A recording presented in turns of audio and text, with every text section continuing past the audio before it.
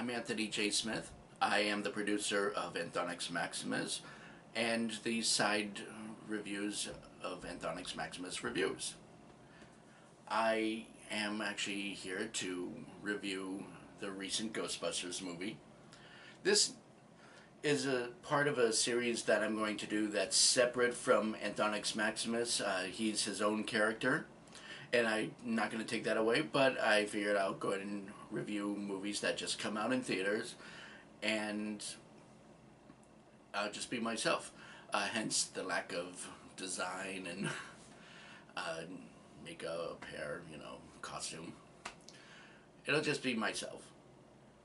I will just give my honest opinion about movies. I won't try to be like over the top, like aloof like Anthonyx Maximus.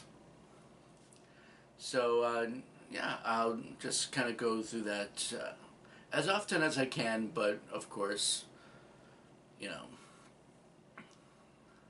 when you're a student and have side projects, it gets a little complicated, but I like to keep my YouTube going. So yeah, I am actually going to make this first video where I review the new 2016 Ghostbusters movie. Movie came out a couple weeks ago, but, way to strike while the iron is hot. So this is the spoiler version. If you want the spoiler-free version, I made a separate video for that. Check it out. If not, we'll proceed. This movie, I really don't have a lot of bad to say about it. I mean, I can easily nitpick, but I don't think of myself as too harsh of a critic like most people. So I'm gonna just try to analyze it the best that I can. So the movie starts off kind of the same way the other Ghostbusters have, where it'll have a random employee at a business or some kind of location, and they see a ghost and they scream and begin credits. In this case, it starts off with an employee. The actor, you might have known him from being on The Office and Silicon Valley now. He is a museum curator. This takes place in some museum, and as he's locking up, he notices some thing going on with a locked door that he had previously told people not to go into, but he always played it off as a gag. When he went in, he sees a lot of slime, and it was actually pretty funny that while he sees things being knocked around and ghosts, entities and all that, proof of a spirit, he runs to the basement, and at least he had the good sense to criticize himself, you idiot, going into the basement. So, good for them when realizing that. And it starts off with Kristen Wiig. She is working at Columbia University. She's trying to get her tenure, but she has to, in order for her to actually get approved for it, she needs to meet up with her old friend who she's kind of fallen apart from, Melissa McCarthy, because they made a book together about ghosts, and Kristen Wiig's character didn't want to come off as a crazy one, so she's trying to talk Melissa McCarthy to taking it off of Amazon, and so she can save her reputation. So Kristen Wiig shows up at the school where Melissa McCarthy is, and we're also introduced to Melissa McCarthy's professor partner. Is that a word, professor partner? Played by Kate McKinnon. Now, Kate McKinnon is actually funny in this movie because she's kind of off the hinge, very unhinged. where she's just very quirky and sort of insane. Some people might find that an annoying character trait. I was quite fine with it. And Melissa McCarthy finds out through Kristen Wiig that there's a museum that is haunted, so they make a deal that she'll take down the books from Amazon if they go check out the museum. They do. They check out the museum. They see the ghost. The female ghost vomits slime all over Kristen Wiig. So it's already kind of like similar to the first movie where they go and investigate the library and see the ghost. Except for now Kristen Wiig is covered in slime. They're celebrating the fact that, ghosts are real and they have proof, but it doesn't look any good anyways because she was filmed on YouTube and now she just looks like she's crazy. So she gets fired from Columbia University, and she she meets up with Melissa and Kate, and they discuss the idea of actually opening up their own business. Now, this is where things kind of get a little interesting because at first they go to the firehouse, do the whole scene where they meet a realtor and, like they talk about how run down it is, but everyone wants to be there, but it's just too expensive. So instead of actually going to the firehouse like in the original, they ended up renting out a place on top of a Asian restaurant. It's kind of annoying that they would throw away the gag, but don't worry, it'll come back around. Then they, of course, do the whole routine of setting up shop, coming up with equipment, and they also do interviews where they interview Chris Hemsworth to be an assistant. And now, Chris Hemsworth is probably the best character in the whole entire movie. A movie that's about females being the heroes, it's Chris Hemsworth that's actually the one that steals the show. They interview him. His character is a real idiot. He plays off the whole like good-looking dummy trope. And Kristen Wiig is obsessed with him, and just they hire him. So the overall bad guy in the movie is this guy who is just really jaded by society, doesn't like humans, so he's trying to unleash ghosts upon the world. We are also introduced to Leslie Jones. She's been under fire by some annoying people on Twitter, and it's heartbreaking because she's a hilarious woman. I love her on Saturday Night Live, and she's an accomplished writer too. She's been around for some time, just now she's really starting to get the stars, the lights shined on her. So she's introduced to us because she's working for the MTA train transit system, and she sees a ghost, and of course, as she sees a ghost, she goes and introduces herself through the Ghostbusters. They go back to catch the ghost, and from there.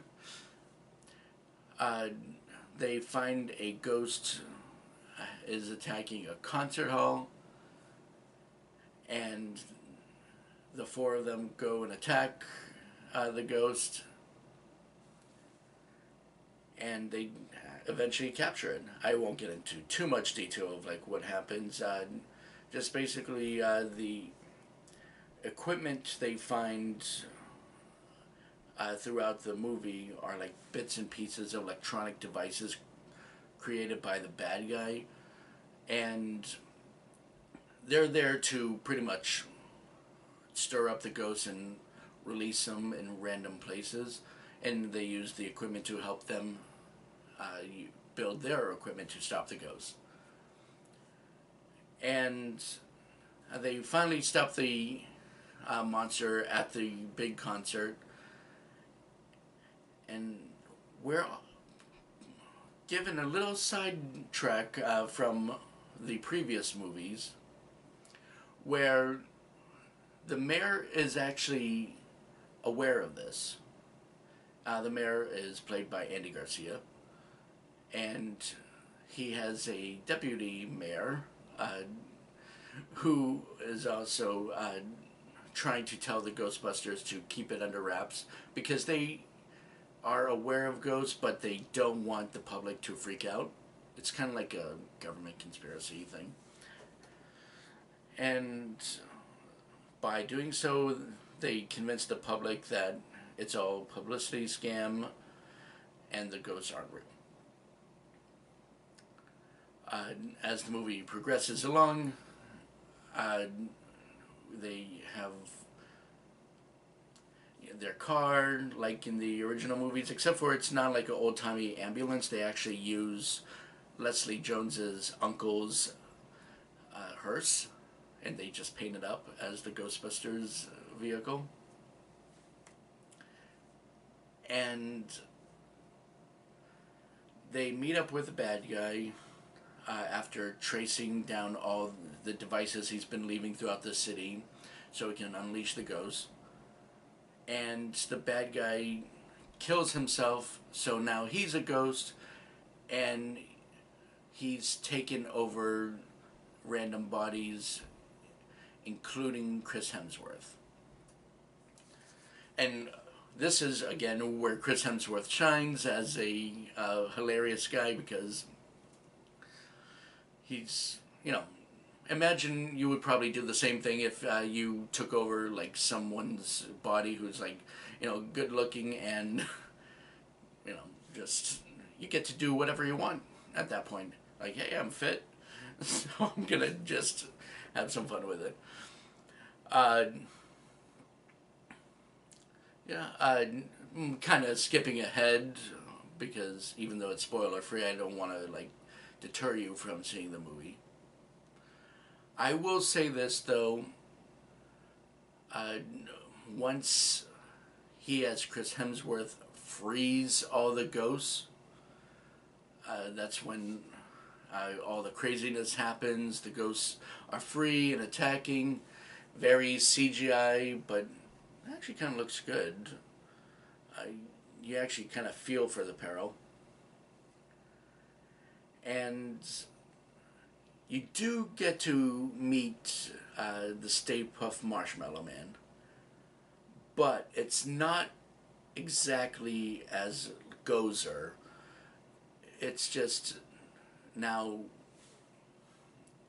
old, like, ghosts of parade floats are attacking the city, and one of the parade floats happened to be shaped like the Stay Puft Marshmallow Man. And the part that I found weird about it was that as he's trying to crush the girls, Kristen Wiig saves them by stabbing the balloon ghost. I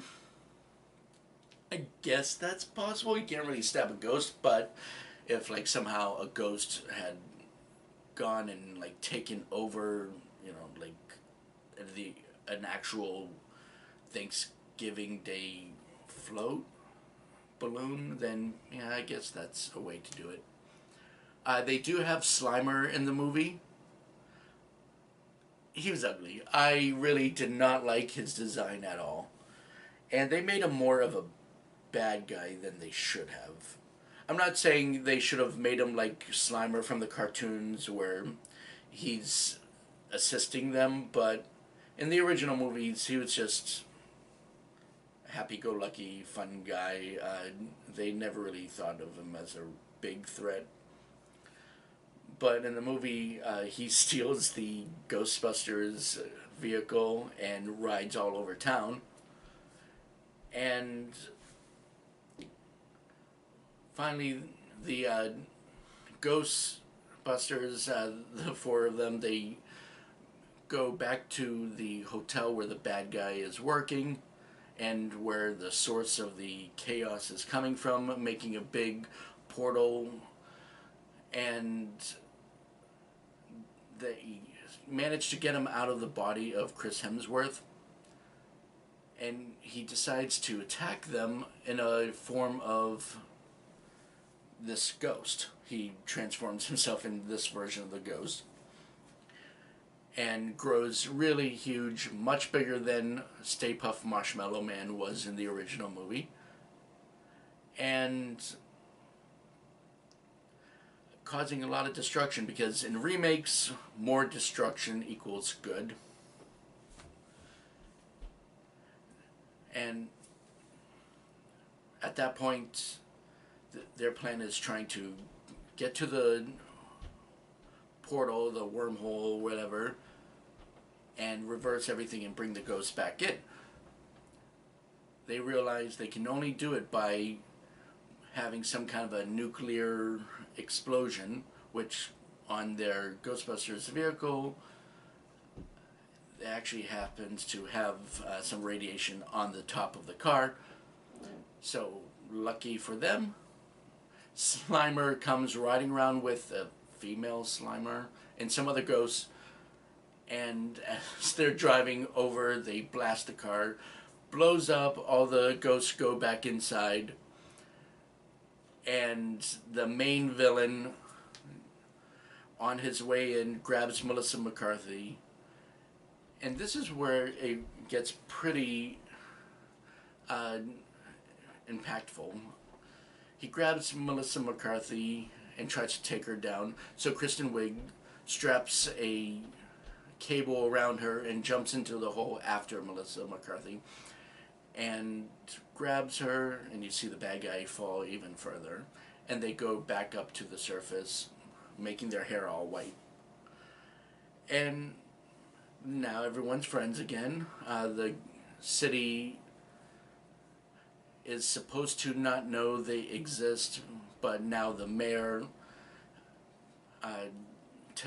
has it where like they're, can officially be Ghostbusters just in quiet. But at the end, people in New York are aware Ghostbusters exist. Now, there are many cameos in the movie.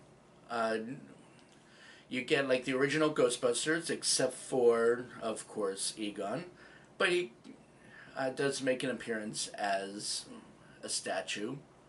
So, that's always nice. Bill Murray plays the skeptic. He's supposed to be like a well-known psychic skeptic from television. Then you have Dan Aykroyd. He plays a taxi driver that refuses to pick them up to give them a ride. And Ernie Hudson plays Leslie Jones's uncle, looking for his hearse at the end of the movie that got destroyed. You also have Ann Potts, I believe her name is. She played Janine. She's working at the hotel. And you also get Sigourney Weaver as Kate McKinnon's mentor. So, yeah, they pretty much showed up, and that's a way of saying, we're passing the torch on to you. And the movie was produced by Dan Aykroyd, so there's always that. I mean, he knew what the Ghostbusters movie was going to be like. Bill Murray was the one that pushed for Melissa McCarthy to be in the film as well, since they worked together on St. Vincent. And the credits roll, but it felt like it would never end. It didn't go to, black screen and credits. It was actually just a lot of cut-to scenes, mid-credit scenes, and Chris Hemsworth dancing with a crowd. And then it shows the Ghostbusters finally moving into the firehouse because now they can afford to. And of course we get an end credit scene too. And in the end credit scene, you have Leslie Jones listening to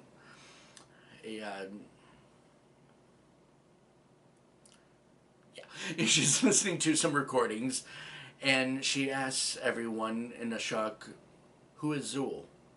So, sequel bait. uh, I don't hate the movie. It was actually pretty good. I expected worse. I invited a friend to come with me to see the movie. He did not want to see it, but then I told him I paid for him, and then he came along anyways. And he was glad I did. He came along because he ended up enjoying the movie just as much as I did. Now, I would say this movie is a B. It's one of those reboots where if the original had not existed, it'd be pretty fantastic. But it does. But I don't think it deserves the hate that the audience was trying to give it beforehand. The trailers didn't help it. It kind of gave too much information. At the same time, it was just giving information of like dialogue from the first original movie, which is very deceptive. Uh, but yeah, I try to be open-minded about movies because, you know, people do work hard and all that. I'm not like too big of a harsh critic. Maybe my downfall, but I love movies. I find good and I find bad in my films that I watch. So, the next movie I'm going to review is going to be Star Trek. It just came out. I'll be seeing the movie tomorrow. That's Tuesday. And I'll start filming a review about that one. There'll be a no spoiler and a spoiler version. Again, have no problem with the movie.